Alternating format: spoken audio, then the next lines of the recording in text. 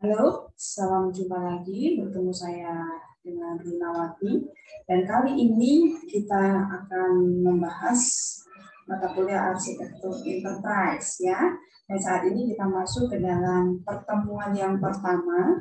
Nah, di dalam pertemuan yang pertama ini yang kita bahas adalah mengenai konsep dasar dari arsitektur enterprise. Nah, coba kita lihat yang pertama. Yang pertama, kita akan melihat apakah itu yang dimaksud dengan arsitektur. Coba kita lihat nih, apa sih arsitektur itu? Gitu ya.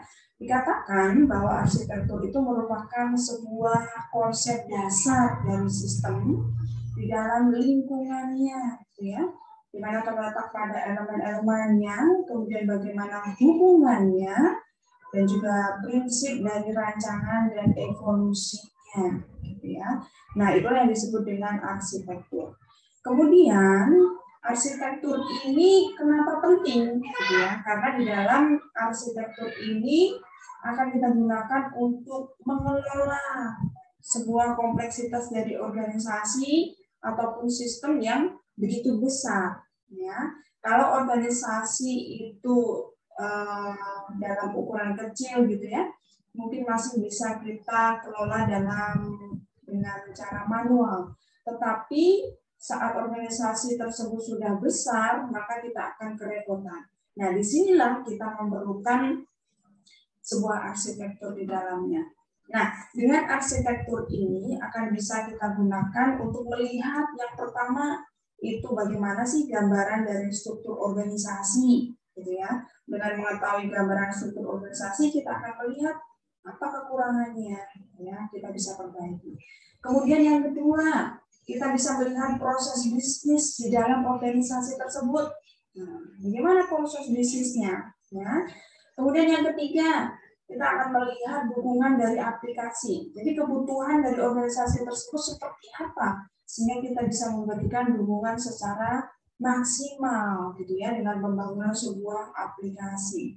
Kemudian yang terakhir yaitu adalah infrastruktur teknis. Jadi dari kebutuhan-kebutuhan yang ada, kemudian kita akan membangun infrastruktur yang nantinya akan mewujud nyatakan rancangan-rancangan yang kita buat. Tentu saja tujuannya apa? Tujuannya yaitu adalah untuk bisa menjawab semua permasalahan yang dihadapi oleh organisasi tersebut. Seperti itu.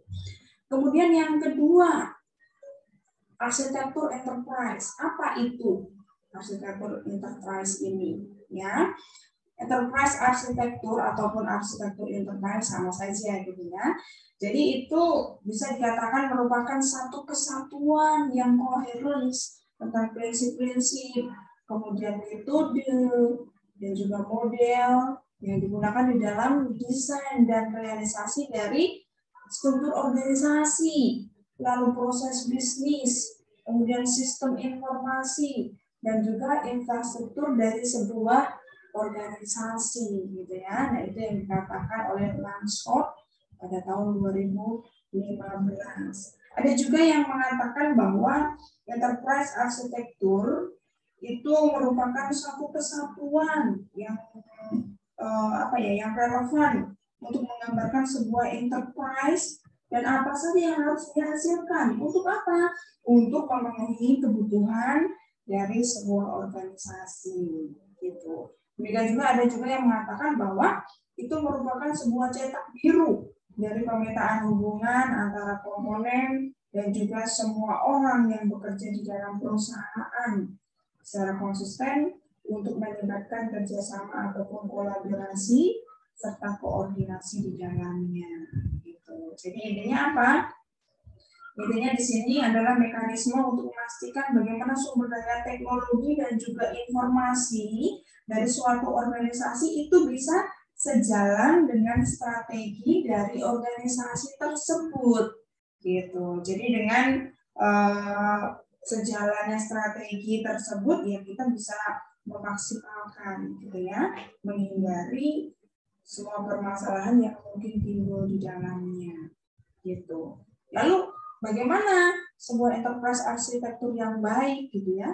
Ya, sebuah arsitektur enterprise yang baik, bagaimana hal tersebut bisa menyediakan kebutuhan yang akan datang. Jadi ngomongnya bukan hanya kebutuhan saat ini, gitu ya. Jadi pemikirannya itu bukan hanya sekedar pemikiran jangka pendek, tetapi juga jangka panjang, gitu ya. Untuk apa? Untuk menyeimbangkan dan juga membantu dari kebutuhan-kebutuhan yang ada, ya, dari bentuk strategi yang dimiliki oleh perusahaan, kemudian nanti akan kita terapkan di dalam operasional sehari-hari, begitu ya. Nah, kemudian di dalam arsitektur enterprise nanti kita akan melihat, gitu ya, bagaimana pelakunya, gitu ya. Pelakunya itu sering kita sebut dengan seorang arsitek, gitu ya. Nah, seorang yang akan membangun arsitektur enterprise itu adalah arsitek, gitu ya. Nah, di sini arsitek tersebut perlu mendiskusikan bagaimana sih arsitektur yang akan dibangun itu dengan stakeholder, gitu ya, dengan pemangku kepentingannya. Nah, kemudian tugas arsitek tersebut adalah menjelaskan arsitektur yang nantinya akan dibangun. Kemudian apa dampaknya, ya, apa yang akan diterima oleh stakeholder dan apa risikonya dan segala sesuatu. Jadi intinya ya kita akan memberikan gambaran kepada stakeholder ini apa yang akan mereka peroleh di dalam pembangunan arsitektur tersebut, gitu ya. Nah, itu dia. Kemudian selanjutnya kita coba akan melihat nih ya tentang komunikasi dari arsitektur enterprise sendiri. Nah, bisa kita lihat di sini. Ini adalah yang tadi saya katakan seorang arsitek, kemudian ini adalah stakeholder, gitu ya, pemangku kepentingan, adalah orang-orang yang memang membutuhkan pembangunan dari arsitektur itu, gitu. Nah, kemudian untuk menjembatani antara arsitek dengan stakeholder ini, maka kita akan membangun yang dinamakan arsitektur, gitu ya. Nah, inilah arsitektur tersebut. Ini bisa berupa model, ya, berupa view, lalu presentasi, ya, kemudian analisis dan sebagainya. Nah, intinya di sini kita bisa mengkomunikasikan antara stakeholder dengan arsitektur. Stakeholder akan menyampaikan apa yang menjadi kebutuhannya, kemudian arsitek di sini akan membangun, ya, membangun arsitekturnya. Kemudian di sini juga akan disampaikan seperti apa gambarannya. Nantinya akan ketemu di dalam satu titik. Nah, titik tersebutlah yang menjadi kesepakatan di antara kedua belah pihak. Ya. Oke, kemudian di dalam arsitektur enterprise ini sendiri kita akan memerlukan banyak sekali hal, gitu ya, di dalamnya untuk bisa mewujud nyatakan sebuah arsitektur yang memang menjadi jawaban dari kebutuhan stakeholder, ya. Seperti apa? Proses bisnis dan juga aktivitas dari organisasi tersebut, apa yang mereka gunakan, kita harus tahu nih. Kemudian data apa yang kita perlukan, ya, apa yang harus dikumpulkan, kemudian apa yang harus dikelola, seperti apa, bagaimana cara nanti pendistribusiannya dan sebagainya, gitu. Kemudian yang ketiga adalah aplikasi, ya. Nah, dari aplikasi ini ya kita nanti itu akan lihat bagaimana pembangunan dari aplikasi itu sendiri. Kemudian yang tidak kalah penting adalah teknologi, gitu ya, bagaimana teknologi yang nantinya akan kita gunakan seperti infrastrukturnya, kemudian sistem, lalu jaringan komputer yang nantinya akan kita terapkan, akan kita gunakan, itu seperti apa, kita harus menggambarkan. Nah, kemudian selanjutnya bagaimana proses dari arsitektur itu sendiri, gitu ya.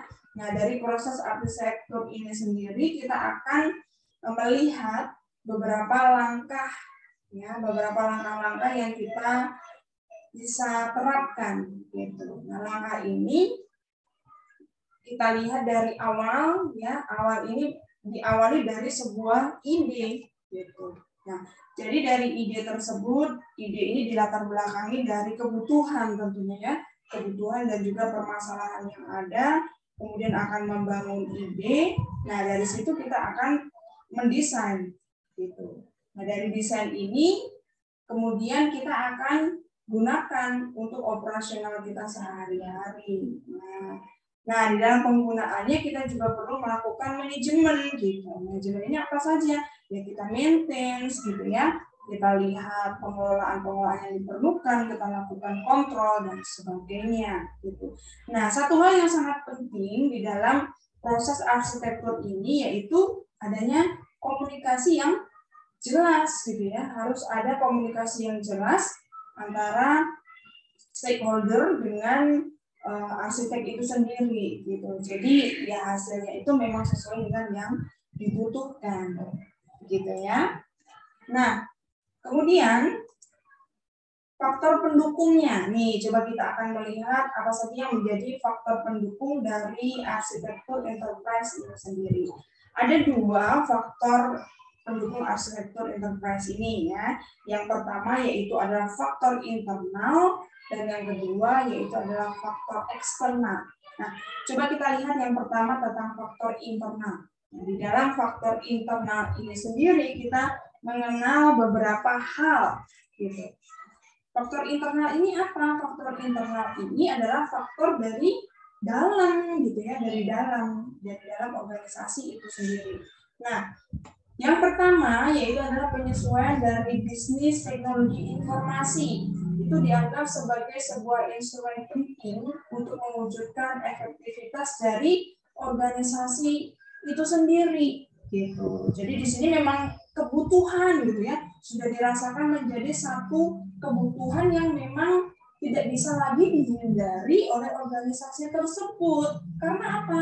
Karena kalau kita tidak mengikuti perkembangan, maka organisasi akan tertinggal. Banyak peluang-peluang yang akan dilewatkan, gitu ya. Nah, di sini di dalam penyesuaian dari bisnis teknologi informasi ini sendiri itu dibedakan antara aspek strategi bisnis dan juga infrastruktur dari organisasi itu sendiri, gitu ya, dengan infrastruktur ataupun teknologi informasi dilihat dari sisi yang lainnya, gitu. Jadi dari sini kita akan melihat dari 4 sudut pandang yang berbeda, gitu ya, untuk mengetahui bagaimana sih penyesuaian yang tepat harus kita lakukan dari segi yang mana, sudut pandang yang mana, kira-kira organisasi tersebut di bagian mananya yang perlu disesuaikan, gitu ya. Nah,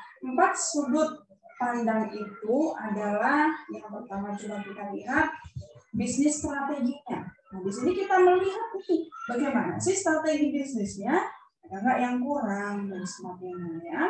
Kemudian IT strateginya, cek di sini nih, apa nih, sudut pandangnya apa yang kurang. IT infrastrukturnya dan juga prosesnya bagaimana. Kemudian organization infrastruktur dan juga prosesnya. Nah, di sini kita akan melihat dan juga melakukan integrasi mana yang perlu kita perbaiki, kita sesuaikan, perlu kita kembangkan dan sebagainya ya. Kemudian kita lanjut faktor internal yang kedua yaitu adalah bagaimana terkadang dari arsitektur enterprise itu kita bisa posisikan di dalam konteks dari pengelolaan enterprise itu sendiri gitu ya. Dari sini kita bisa melihat dari gambar ini, piramida ini gitu. Nah, kalau kita lihat di sini, kita lihat piramida ini, kita akan melihat nih bagian yang atas gitu ya. Kita lihat di sini yang paling tinggi adalah visi dan juga misi gitu ya. Misi dan juga visi di sini. Jadi dari visi dan misi ini kita bisa melihat gambaran dari masa depan gitu ya. Jadi secara jangka panjang kita melihat seperti apa, kita tetapkan apa misinya, apa visinya. Nah, itulah yang akan menjadi fokus kita untuk bisa kita pegang teguh di dalamnya gitu. Nah, dari misi dan juga visi ini kemudian kita akan terjemahkan ke dalam strategi Gitu. Jadi di sini dalam strategi ini ya kita akan tetapkan mana jalurnya yang akan kita tempuh, gitu ya. Jadi untuk mencapai visi misi mau lewat jalan yang mana, ya. Kemudian ini kita akan tetapkan ke dalam tujuan konkret. Nah, dari tujuan tersebut bisa menjelaskan bagaimana arahnya. Nah, setelah tahu arahnya, ini juga akan menjadi penanda di dalam mengeksekusi dari sebuah strategi, gitu ya. Jadi di sini akan jelas secara konkret, kita akan tahu apa tujuannya, kemudian jalannya seperti apa, arahnya seperti apa, dan juga batasannya seperti apa. Itu ada dijelaskan di dalam strategi, ya. Nah, kemudian inilah tugas dari enterprise arsitektur. Di sini kita bisa melihat, gitu ya, untuk mencapai tujuan, visi dan misi yang telah ditetapkan. Ini tujuan yang telah ditetapkan ini. Nah, kita harus membangun, ya, enterprise arsitektur tersebut. Apa yang menjadi kekurangannya? Gitu. Nah, kemudian, kita lihat di sini actionnya apa? Tujuan sudah ditetapkan, action yang akan kita lakukan itu apa? Pembangunan enterprise arsitektur, nah, kemudian kepemimpinan, ya, kulturnya seperti apa, kemudian sumber daya manusia yang ada, nah, kita olah sedemikian rupa sehingga ya kita action lah seperti itu. Nah, inilah kemudian yang akan kita lakukan sebagai operasional harian dari perusahaan, gitu. Kegiatan operasional sehari-hari, gitu ya. Dari sini kita akan mengelola produk, dan di sana ada prosesnya, kemudian ada people-nya, pelakunya sendiri, kemudian teknologi informasi yang akan kita manfaatkan untuk bisa membantu organisasi di dalam pencapaian visi misi dan juga tujuannya, gitu ya. Nah, kemudian faktor internal yang ketiga yaitu adalah instrumen strategi di dalam memandu organisasi di dalam menjalankan bagaimana arah pengembangan yang terencana, gitu ya.